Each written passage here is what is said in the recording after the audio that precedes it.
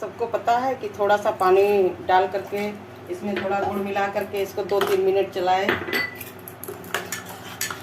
गुड़ को मेल्ट हो जाने के बाद हम इसमें डालेंगे 1 चम्मच काले मिर्च, 1 चम्मच सूखा पाउडर, 1 चम्मच अदरक का सूखा पाउडर, 1 चम्मच करीब काली मिर्च, 1 चम्मच के करीब अजवाइन, 1 चम्मच के करीब काला नमक, 1 चम्मच के करीब शहद, सबको मिला कर लें। ये सीने में, छाती में जो बलगम वलगम जमा रहता, सर्दी जुकाम या बलगम जमने से ये सुबह शाम 1 चम्मच खाइए, सर्दी जुकाम सब ठीक हो जाएगा। चैनल को लाइक एंड सब्सक्राइब करना मत भूलिएगा। Thank you, bye bye.